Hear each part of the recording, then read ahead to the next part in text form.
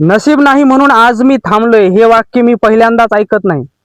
कदाचित तुम्हीही हे वाक्य स्वतःबद्दल कधीतरी वापरलं असेल, पण आज मी तुम्हाला काहीतरी सांगणार आहे जे ऐकल्यानंतर माझ्या नशिबात नाही हे वाक्य कधीच तुम्ही स्वतःबद्दल वापरणार नाही.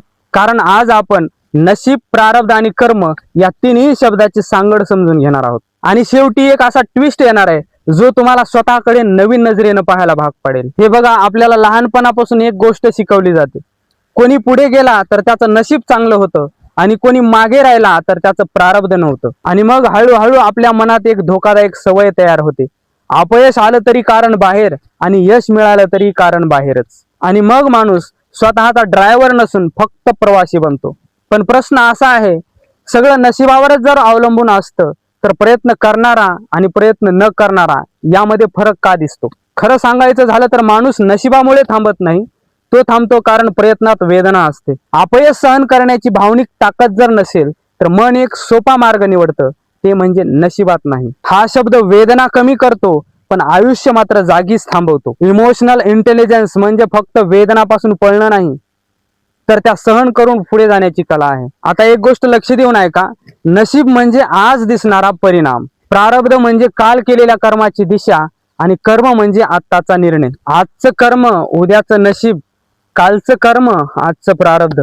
प्रारब्ध म्हणजे तुम्हाला अडथळे कुठे मिळतील ते ठरतं, पण कर्म म्हणजे त्या अडथळ्यातून पुढे जायचं की थांबायचं ते ठरतं. यावरती सुंदर दोन मित्रांचं उदाहरण मी तुम्हाला सांगतो, म्हणजे गोष्ट आपल्या लक्षात येईल. दोन मित्र होते, एकच गाव, एकच परिस्थिती, एकच शाळा.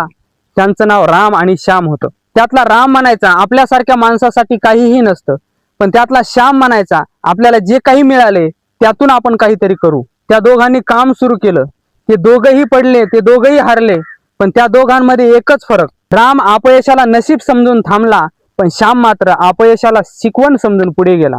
10 वर्षांनी लोक श्यामकडे बघून म्हणाले हा खूप नशीबवान आहे, पण कुणालाच रामच्या थांबण्याला प्रारब्ध म्हणावं असं वाटलं नाही. एक गोष्ट खरं सांगू, जे म्हणतात ना माझ्या नशिबात नव्हतं म्हणून मी थांबलो, पण त्यांना प्रत्यक्षात असं म्हणायचं असतं की आज मी त्या वेदना सहन करू शकलो नाही. एक गोष्ट लक्षात ठेवा, नशीब दोषी नसतं, प्रारब्ध अडथळे देतं, पण प्रारब्ध आपल्याला कधीच थांबायला परवानगी देत नाही. थांबायला परवानगी आपण स्वतः देत असतो. शेतकरी म्हणतो पाऊस पडल्यावर पीक येईल, पण तो नांगरट कधीच पाऊस पडल्यावर करत नाही, तो नांगरट अगोदरच करतो. कारण पाऊस बरोबर नशीब आणि नांगरट बरोबर कर्म. पाऊस पडूनही नांगरट जर नसेल तर पीक येत नाही. तसंच आपलं आयुष्यही आहे. जर आज तुम्ही थांबले असाल तर स्वतःला दोष देऊ नका, पण स्वतःला फसवू पण नका. कारण आजचं एक छोटं कर्म उद्याचं मोठं नशीब बनू शकतं आणि आजचं थांबणं उद्याचं वाईट प्रारब्ध वाटू शकतं. नशीब शोधत बसू नका, नशीब तयार केलं जातंय. आणि प्रारब्धाला शिव्या देऊ नका, कारण ते आपल्याला दिशा दाखवते. आणि कर्माला कधीच घाबरू नका, कारण तेच स्वतःचं नशीब घडवण्याचा एकमेव अधिकार देतं. आता निर्णय तुमचा आहे, थांबायचं की पुढे चालायचं. मित्रांनो, हा व्हिडिओ जर तुमच्या मनाला थोडासाही हलवून गेला असेल तर या व्हिडिओला लाईक करा, कारण हा लाईक मला नाही तर या विचाराला आहे. आणि हा व्हिडिओ अशा माणसांना शेअर करा जे आज माझ्या नशिबात नाही म्हणून थांबलेले आहेत. आणि कमेंटमध्ये तुम्ही मला एकच गोष्ट सांगा, तुम्ही तुमचं नशीब बदलण्यासाठी तुम्ही कोणतं कर्म करणार आहात. आणि असेच खोल आणि आयुष्याला दिशा देणारे व्हिडिओ पाहण्यासाठी चॅनलला सबस्क्राईब करा, कारण इथं फक्त शब्द नाहीत तर इथं विचार घडवले जातात. चला तर मग भेटूयात पुढच्या एका जबरदस्त व्हिडिओमध्ये. तोपर्यंत स्वतःची काळजी घ्या. धन्यवाद.